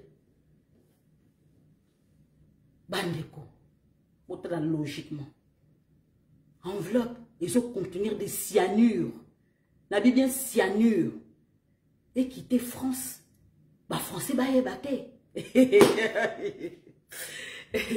hein. Président Félix Tshisekedi, est-ce que tu sais que Arafat a Koufa qui n'a point de presse? Oui. Arafat akufa qui n'a point de presse. Yasser Arafat akufa qui n'a point de presse. Nandere nini. Rayon X, ceux qui ultraviolets, ceux qui ultraviolets, cancéreuses. Moutazo filmé yé. Aïbazo braqué yé.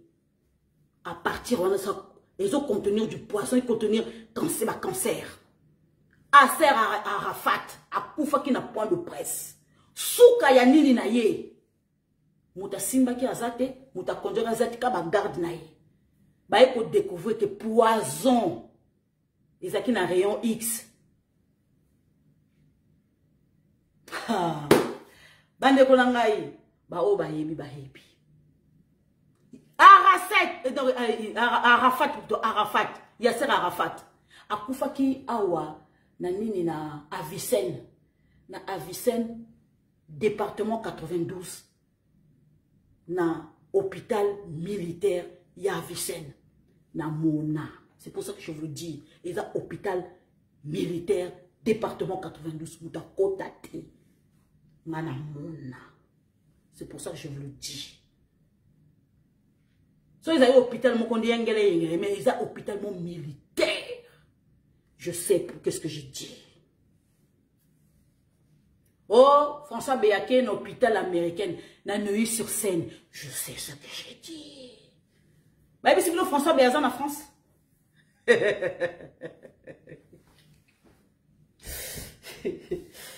Bah, c'est le François Béazan en France. Président Félix Tshisekedi. Bah, oh, bah, quoi, accompagner Macron, oh, ce qui, comment dirais-je, secrétaire Nertla à Élysée, oh, ceux qui point de presse naïe, oh, ceux qui non. Les services spéciaux de renseignement sont la direction générale de la sécurité extérieure. Il y a un français, Bakoya.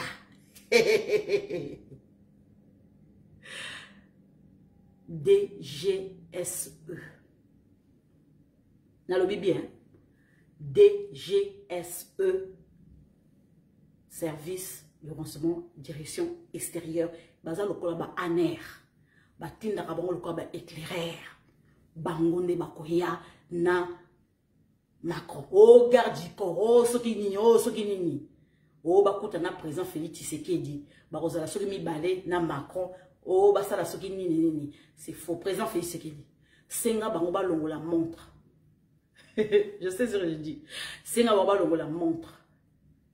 Senga bango li susu stylo balongo la stylo président Félix Tshisekedi oh Macron alingi ko kanga photo na yo personnellement photographe na biso ya biso akanga photo kotika te président Félix Tshisekedi la ta masque je sais ce que je dis bato wana ba opéraka na modèle mususu président Félix Tshisekedi loboko na yo oyo kaka oko lata masque ezangeti liboko na yo ça existe président oye bien ba o bazarla mingi ezali service de renseignement la Mossad bilamba pamba président kota kotité parce que Macron ko azo kokoté président Macron azo kokoté siko mutazo yasko vis-à-vis a éliminé siko na vis-à-vis Kagame azo zela ezali politique yena Kagame ozo gêner bango na international ozo gêner Macron na Kagame pour ba exécuter makambo na bango na kata sous région wana ba benga ni bango ba payer belé mais siko ya linga régner na kata sous région mutaza ko pêcher bango zande yo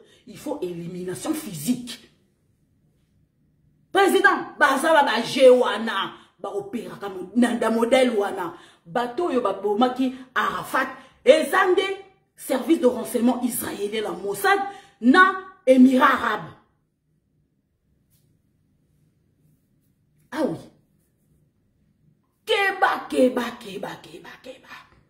Président, toi na mutu mususu te. Toi karna yo.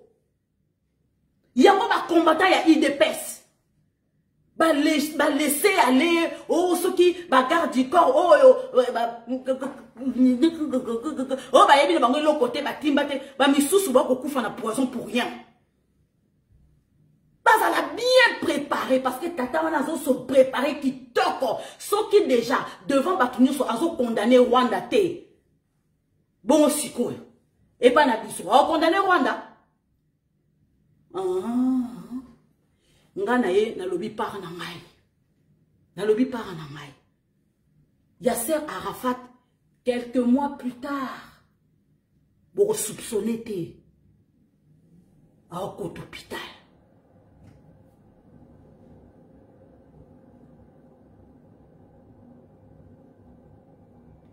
Ah ouais, ah oui, Papa Pascal. Keba président, Keba président, Keba. Pour batouwa nozo gêner bango makasi. O uti susu ko puata bango susu na international pour na droit de l'homme. Ah kakakaka. Oh baby ça. Pour na bango zo baby ça. Yo, président, au rallier Joe Biden, n'a pas na yo. Au lambi Joe Biden na ye côté na yo. Au lambi Anthony Blinken et pas na yo. Yo kasi ba olinga yo. Yo kadisi ba olinga yo. Eka. Yo kanisi ba olinga yo. Ba olingo te. Macron dengaza zo na détermination dans la président. Awako crise écoti. Ba entreprise française baza ko ya moko et ça question ya survie président et ça question ya survie ba garde du corps na yo ba koza la mise ou te kaka non faut pas ça bien entraîné pendant 2 jours yo parce que hier on a détermination. Oh armée française Tamara bonsoir. Oh, armée française, et zo ya po formé, ba FARDC, ba zo ya po batala ba technique na bino, ba laksa ba technique na bino parce que po ba pesa na Rwanda. Donc si tu évites, ba zo quoi implanter ba entreprise na ba on a kacha Congo parce que ba commence ba chef d'entreprise na ba service de renseignement. Parce que ba chef d'entreprise wana baza ba service de renseignement ba kokota na kacha Congo chef d'entreprise boyena zobino musate aza ko jimbire ba technique ya ba congolais ndenge président Félix Tshisekedi aza ko sala président Félix Tshisekedi soki ba yebi na extérieur te ndenge yo fonctionne ka politique no ba ko linga ba kotelo na l'intérieur à partir ba entreprise na bango ba sietama ba yeba.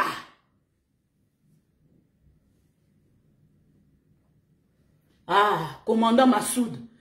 Ndenge moko akufa na oui à partir d'interview micro maman Micheline micro akufa na micro commandant Massoud na micro kaka pa maman commandant Massoud ya Taliban micro kaka maman Micheline.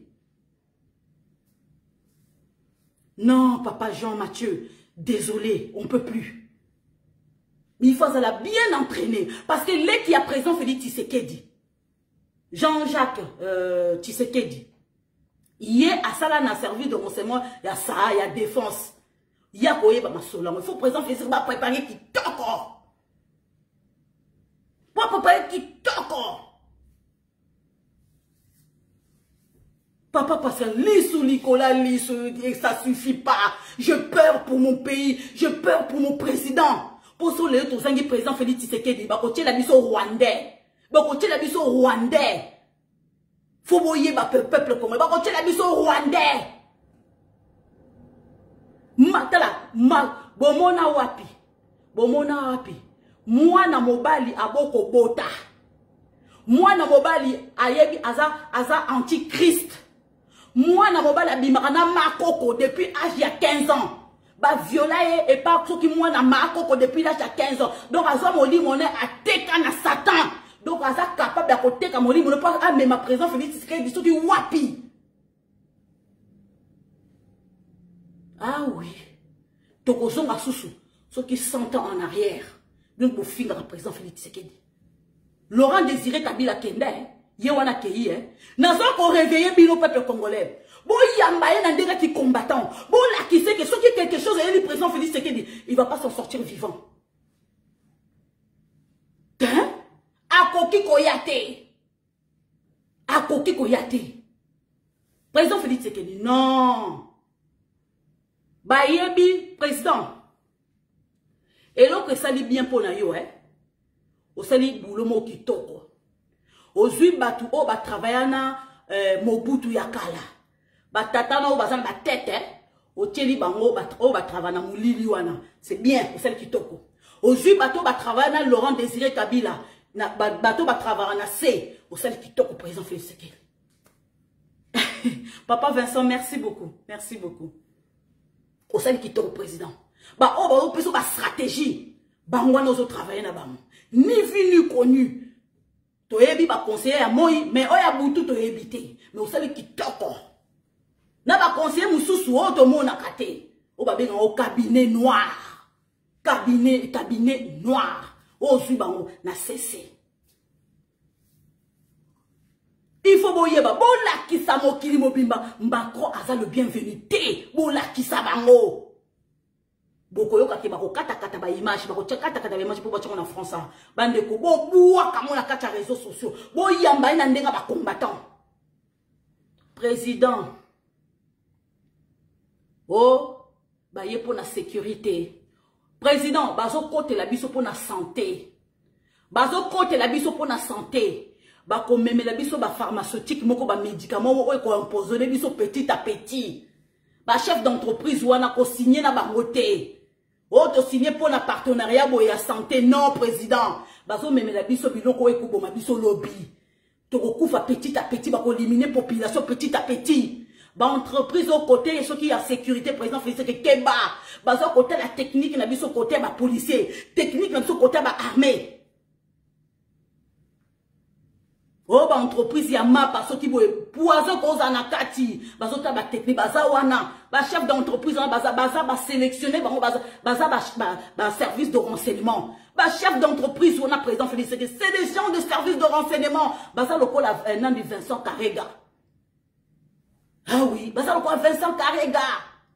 Sonia Rolle aza na kata aza journaliste mazaki na kata service de renseignement aza laka Sonia Rolle ba bengane ke poani. Pourquoi ba bengane Sonia Rolle Mouta travaille dans le service de renseignement. Mouta kendara partout. Azama toyi à France. Sonia Rolle. Ba bengane ke pourquoi? Président. La délégation Wanezoya, c'est que des services de renseignement, des commandos. C'est que des commandos. Président Félix Tshisekedi, je crois que tu te souviens, président. Tata Mokoboe, à l'époque à Mobutu. Comme on a Philippe, Dieu le veut. Abana y ça la chasse au trésor. La chasse au trésor, on a Kokoué, à l'époque, on a Zahir, on a na France, on a Mouké. Toyoki qui a Koufa, Abimara na Zahir vivanté. Azalaka espion, oh, ba français, ba banki ko tinda. Kende na mboka bo chasse au trésor, vous nous êtes pour nous filmer, pour nous gimler, ba fonctionnaire à Bongo. Et marcher na Mali, parce que groupe Warner et Timbeli Bango. Et Timbeli Bango. Philippe, Dieu le veut. Alors, ça la chasse au trésor. À quelle époque, on a Zahir, a commis Mouta Timbeli, a dit service à français. Ba bomaye, abima na Congo, te tilelo. Nous autres, on est monanate. Mobuta boulungi saye. Comprendre, président Félix Tshisekedi? Comprendre, hein? Ouais. Baza capable. Ba boma même, ba Jean na bango, ba tinda ba message awa. Ba français, ba bongo. Ceux qui ba malien ba timbeli bango, ba burkina ba timbeli bango, président Félix Tshisekedi, moi na mama bendana. Moi na mama bendana.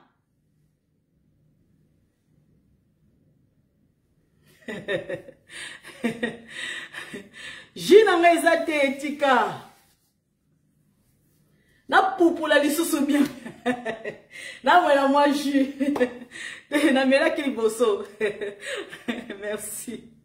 Somo bande ko tanga mataka ko tolobaka na biso mais soki to komina kaka polo ko simba président na biso to bangaka biso to ana zuwa na président na biso to ana zuwa to lingite muta simba ye mais pona ko teleme na makamsu to za le premier biso to telema kakaka mais si il s'agit ba simba président na biso ona zuwa to za na zuwa makasi na président na biso Tolingaka te muta ko simba président na biso soki boy. Biso moko to telemela, biso moko to lobela, ça président na biso ça le père et le mère. Mais ceux qui va simber quelque part, wana boyo kangai.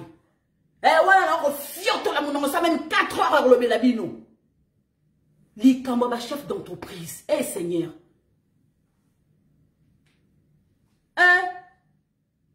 Likambo tala bango ba ça très fort côté poison. Ba lata poison ko lata. Nandenga jeté. Je peur par rapport à ça. Nzamba sunga. Eloko moko yate. Nzamba sunga. Parce que président Félix Tshisekedi ozo monde sa bango passi. Nakata sous Jean Bayebi que armée congolaise est mati la puissance. Minduki auto sombi eloko sali Macron passi président Félix Tshisekedi. Et sali Macron passi. O sombi Minduki et pas la bangote. O sombi kaka bateau à Pamba. Kaba soki ba 4 bateaux wana sombi bango moké pour ça bon plaisir. Président président pour ça ba président. O sombi ka moi 4 bateaux pas la bango mais o sombi biloko mususu côté mususu. Vous comprenez président Félix Tshisekedi. Diango sur la maman na Macron soua. Azo linga gagner marché ya Congo. Non président, tu es bien ma marchaka. Tu es bien ma marchaka. Amen, Lukusa, Gabi. Ngayeyo. Bonsoir. Bande Kosama. Ba français.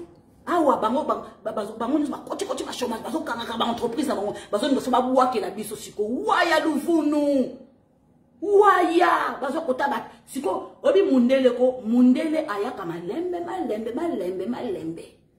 bobo kasane ba chef d'entreprise ba ye to ba congolais ba kozwa misala bango bazo obi ba étudier ba français ba étudier biso ba étudier population congolaise bazo zanga misala grogne na bango za social to ko apporter bango ba entreprise kuna comme ça to pesa bango misala to ko kota siko biso siko to yeba siko ndengo zo bango male mundela kenda ka bongo aba ko sise bino malembe o boyebite chef d'entreprise on azali service de renseignement français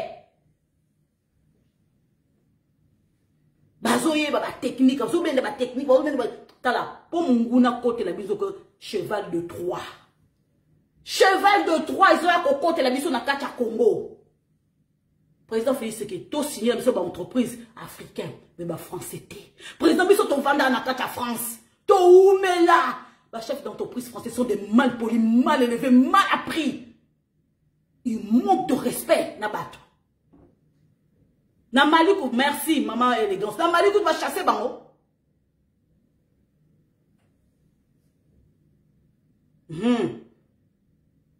Mundela yaka malembe kaka lokola somo papa parce que yo yebi bango français azozwa tango ne nyoso tout pour appliquer makambo président Félix Tshisekedi na suka awa président nanga oyebi likambo oyo ya communauté East Africa. Nakacha communauté East Africa mutalingio azate. Mutalingio azate président Fils nakacha communauté East Africa. Vraiment président. Président Félix Tshisekedi. Okosa la confiance à ba Kenya te.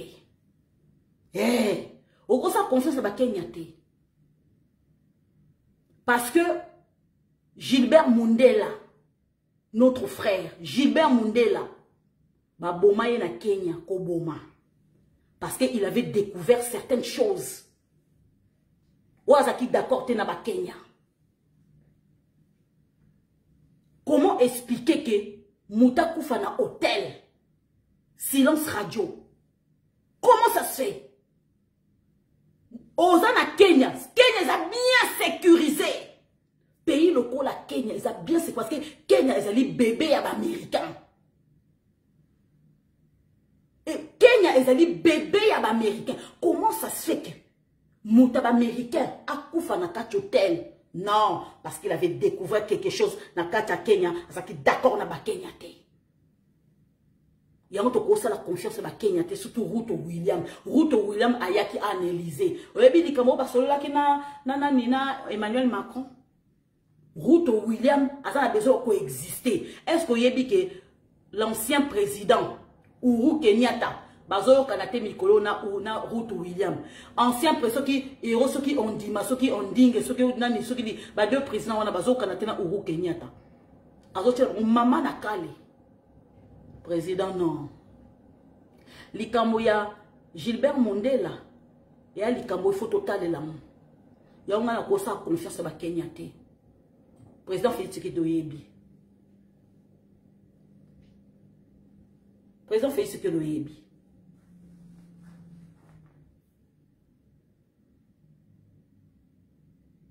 merci Lukusa. Azoya na ba entreprise française. Azoya na bango Lukusa. Batuana Lukusa. Top Congo a confirmé. Kasi. Azoya na bango Batuana baza ba chef d'entreprise. Tala. Ah, papa. Comment ça se dit bien boza na kacha France? Bozoya na Congo. Boza en Afrique, boza belé couleur. Boya na Congo, ça dit ceux qui m'a quand même marché bien na kacha France. Boya en Afrique pourquoi? Yebisanga papa. Boya en Afrique pourquoi?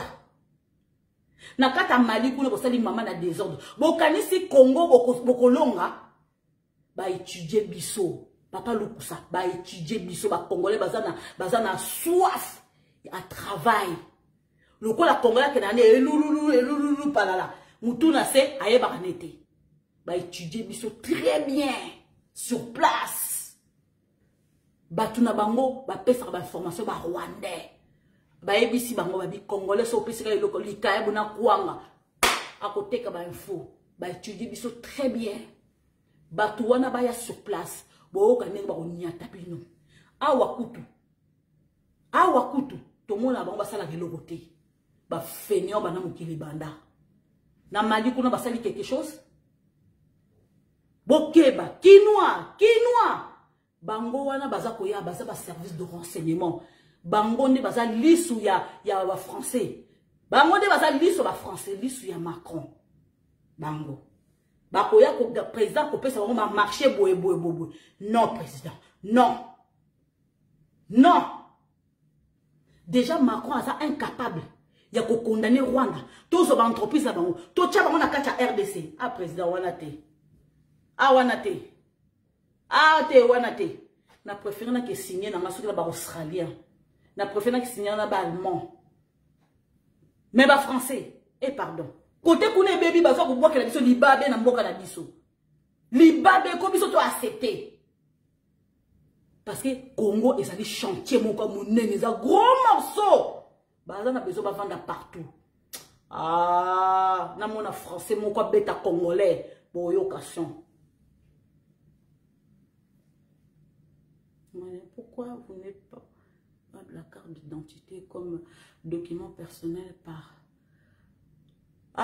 Diozone nakoya Diozone sans black nakoya coupé sabino par rapport à carte d'identité nakoya koloba les kamba carte d'identité nakobengisa papa Richard Ilunga Tumba azali vieux nangai aza dans ma quartier et si na bengise qui est déjà na YouTube aleka qui pour akota na biso kosolo na hier mais je vous le promets d'ici la semaine prochaine nazo bengisa papa Richard Ilunga Tumba personnellement na Facebook aleka à répondre biso parce que ozana bureau à répondre biso par rapport ya enroulement na carte d'identité ndenge ekosengi ezalila voilà bande kolanga eloko na yebisa bino yango na dobo bangate Bobangate na obengisa papa Richard Ilunga Tumba directeur ya ONIP voilà aza vionanga donc akoya ko répondre bino na nyoso to esengeli o ba réponse nyoso to bopesa na ko en direct comme ça vous posez ma question à répondre ne vous inquiétez pas donc aza directeur ya ONIP na obengi karasiko kaka il y a pas de souci na otikele les messages na bise que la d'ici la semaine prochaine ba congolais baza besoin na yo o le kana Facebook na comme ça au répondre ba bonsoir maman Lisette, est-ce que Dieu vous bénisse pour le travail que vous faites? Merci beaucoup papa Christian, merci, que Dieu me bénisse, merci beaucoup et l'équipe. Que Dieu me bénisse. Et l'équipe Mbongo, papa. Merci. Et l'équipe Mbongo Makas. Parce que ceux qui nous ont battu là, non, sera contre Ngai. Merci beaucoup, papa. Donc voilà, en tout cas, Ba combattant IDPS, vous êtes prévenus. Ba Congolais, ba Kino, vous êtes prévenus. Bo yamba makon ndenge sengeli. Ayoka solide. Ceux qui bozo ba tomate, bozo ba tomate. Ceux qui bozo ba Jean-Pierre, bozo ba Jean-Pierre. Ba Pierre, n'a dit Jean-Pierre, n'a dit les gens et les pierres. Ceux qui bozo ba maki bo bambaye na ndenga. Na lo bien au piou. J'ai pas la honte, j'ai pas honte. Ozo condamné Congo te zamboka na ngai. Ba tu bazo ba déplacer kuna. Ba tu ba koufi belé ozo ko condamné Congo te ozo pour intérêt na yo. Ah bandeko. Ok, ben chef d'entreprise, président Félix Tshisekedi, Asser Yarafat, Akoufa ki nandenga jeté. Na ba point de presse wana kaka. Keba président. Kokanga photo na yete président Félix Tshisekedi. Alongo la montre, pardon. Stylo ya pamba président. Stylo ya pamba président. Kabila, ça qui m'a na 2018, président Félix Tshisekedi. Laurent Abengissier. Laurent Abengissier une fois, deux fois, trois fois. Le 3 août 2018. Laurent Abengissier. Kabila qui n'a pas passé sa dernière minute. Papa Pascal, tika souci. Babengisi Kabila ça au bout de j'ai pas le temps. Okende Angola. Babengisi j'ai pas le temps. Papa aimé Moukadi, bonsoir. Amen papa. On est ensemble papa. Je n'ai pas le temps, j'ai pas le temps. Kabila yo kokana Lorenzo yo. Yo kokana Lorenzo, j'ai pas le temps. 3 fois. Et Kabila koma na Angola lokola mwana muke asetama akarama kolobwe. Tout le monde a pas photo. Kabila longola ce qui montre na GPS. A longola on l'avait signifié longola. Signifie que babi longola na oluka photo na chela biloko nga mama recherche. Ça va la tête. C'est longola. A longola montre akoma lokola mwana muke. Mutazo parole na de chez Okitundu ya lobani. Et là on y a lobana Lorenzo. Laurent, mais il y a le barasa militaire. Mais Laurent est un grand militaire. Bon, c'est quoi, Rwanda, qu'on fiche tout la monoko. Parce que Laurent, tu as comme le premier, bientôt, tu as eu kasson. Tala, Nani, a eu kasson. Karabi, a eu kasson. Tu as comme le premier. Otika, Laurent a côté ma solo, parce qu'on notifie bango. D'abord, M23, bachara monoko. Botala ka Laurent là au eu kasson. Chico, Chico, mon commandant, je te salue, papa, Ozuma Solo. Kotika bangote tila suka. Chef d'état-major, Christian Chiwewe, Moussala Titoko, papa, Telemi Penza, Telemi. Mais, mon chef d'état-major, tous en besoin de mon nom à Est, et ça peut battre bien, moral les armes au zénith n'en jeté. Merci de m'avoir suivi. Je crois que j'ai rectifié makambo oyo ya ko brûler ndaku ya Fally Ipupa, ndaku wana ya Fally Ipupa te, ndaku wana ezali ya épouse ya Fally Ipupa, ezali bana IDPS mutu ba brûler ngote ba témoin ya quartier ba uti ko témoigner ba lobi que non ezali gardien oyo akengela lopango wana azalaki ko telemela ba jeune ba kuluna ya quartier parce que babaki ko ya ko mela bombe devant lopango wana lokola ba kuluna ba ki ko yokate gardien ake ko funda bango na police yango bango mutu pona moi moni problème de bazui ndenge fallait ba serrer maboko na Macron bango bazui ka sujet wana babia tochelango na mutu ya bana IDPS yango moni bake ko fuye gardien ke ko funda police yango bazui revanche yango ba brûler ndaku wana utika ko kosa bana IDPS basale lokote bana IDPS ba sauvage ndeti binote ba kozala makamoko ya mabe. On refuse pas, nous sommes des Congolais de père et de mère, mais tiko brûler ndaka batu. Ah, botika ko, botika makaba lokota parce que tu as mis fonctionnement. Ya bana kuluna ba uta wapi, pe perdre. Bana IDPS ba kuluna te. Malgré bazana ba munoko, malgré ba tellement na bango, mais bana IDPS ba très poli. Vous comprenez? Alors arrêtez s'il vous plaît. Merci de m'avoir suivi. En tout cas, vous pouvez s'abonner énormément à la chaîne na YouTube parce que naza ko publier kuna na laksa kibino na uti ko laksa bino ke ma chaîne est restreinte. Ce qui n'a qu'ébité, bah on bloqué ngai, na osala bino ba live te. Donc na keba, ya on a 5 minutes bokeno ko tala ba nouvelle. Ce que vous en avez besoin de nouvelle, il y a Nord Kivu bokende na chaîne nanga bo mo na place ba communauté, bokoti wana sko maman la publication, il y a son mot. 24 heures sur 24, 7 jours sur 7. Je vous souhaite une excellente soirée. De père et de mère. Comment t'as besoin?